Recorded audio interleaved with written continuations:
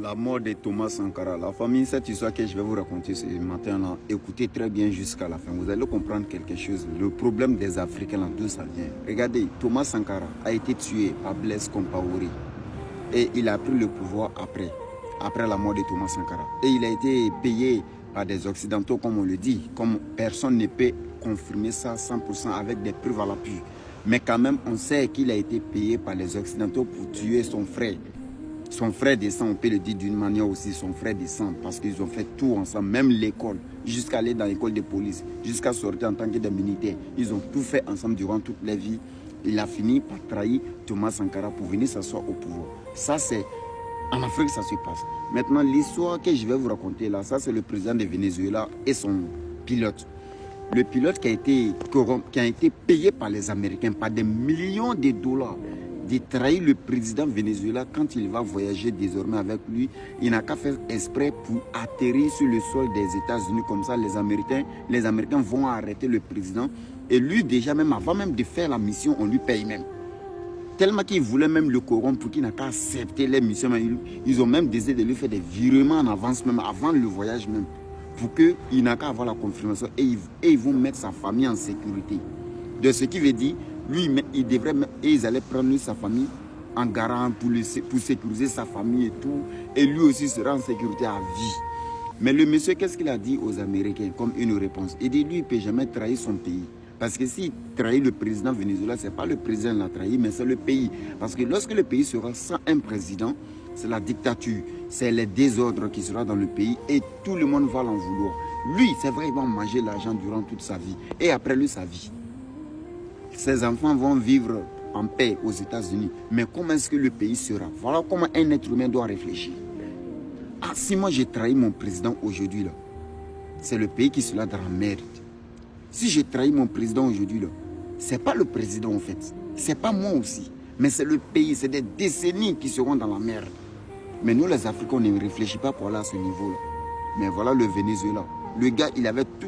S'il demandait même des milliards, même aux Américains, ils allaient lui donner. Entre ils ont mis 50 millions de dollars sur la tête du président Venezuela. Mais le gars, ça dit 50 millions, ça c'est celui qui donne l'information, celui qui arrive à l'arrêter. Bon, imagine, toi, tu fais atterrir un avion du président, même sur le sol américain, avec son avion personnel, avec tous ses équipements. Ce qui veut dire, même si tu demandes 10 milliards, ils vont te donner. Tu demandes combien de milliards ils vont te donner. Mais il a refusé de trahir son pays pour protéger le pays. Il a refusé de trahir son pays et le président pour protéger la population de Venezuela. Ça là,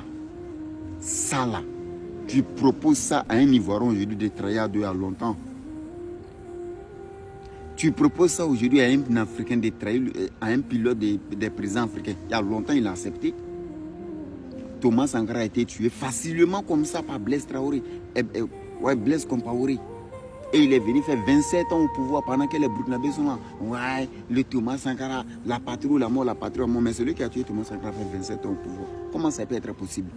Si quelqu'un disait à Thomas Sankara qu'après ta mort, le Blaise Compaoré fera même 20 ans, même 1 an au pouvoir, il allait dire c'est faux. De toute façon, dont les Burkinabés même, ils ne vont même pas accepter celui qui, moi mon assassin fait un an même au pouvoir. Mais il a fait 27 ans. Ce qui veut dire là, c'est l'esprit d'Africain même qui est pauvre. Ce n'est pas l'Africain même qui est pauvre. C'est nos esprits. On est pauvre mentalement en fait.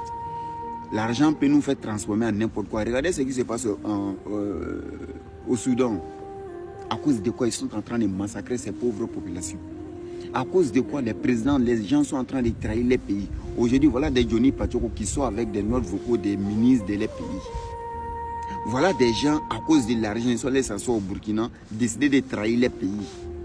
Donner tous les secrets, ce qu'ils savaient sur les pays.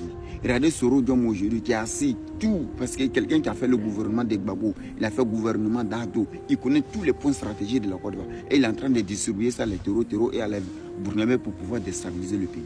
Imagine maintenant l'Amérique même propose même 1 million d'euros pour demander à Soro Diom ou à Ado Dola. Il y a longtemps, il a donné sa position. C'est pour vous dire c'est l'Africain qui est pauvre mentalement. La pauvreté là, ce n'est pas ce qui est dans nos comptes. Non, c'est le mental. Parce que quelqu'un qui est riche mentalement, même s'il n'a pas l'argent dans son compte, peu qu'il a là, il se suffit de ça. Il décide de ne pas trahir son pays pour sauver le pays parce que même après lui, le pays va exister. Mais imagine, tu prends 1 million et puis le pays est là, dans la mer. Peut-être même tu vas finir même de manger 1 million. Parce que les blancs, de toute façon, ils te donnent, c'est comme ça, ils t'arrachent. L'impôt par-ci, l'impôt par-là. Tu as payé telle marque de voiture, ta capacité ne fallait pas. Il te faut 10 millions d'euros pour payer comme amende. Ils vont payer une fille aussi, elle va venir mentir sur toi. Il m'a violé, ils vont dire tu as violé mineur, tu vas en prison. Ton argent sera dilapidé d'ici tes 20 ans même, là, tu as fini de manger l'argent, le payer dans la merde à cause de toi. Chapeau au pilote du président de Venezuela. Voilà des humains. Sinon, nous seulement, on est encore... Sarkozy avait raison, on n'est pas encore rentré dans l'histoire. On a encore l'esprit des singes en nous. À bon entendeur, salut la famille.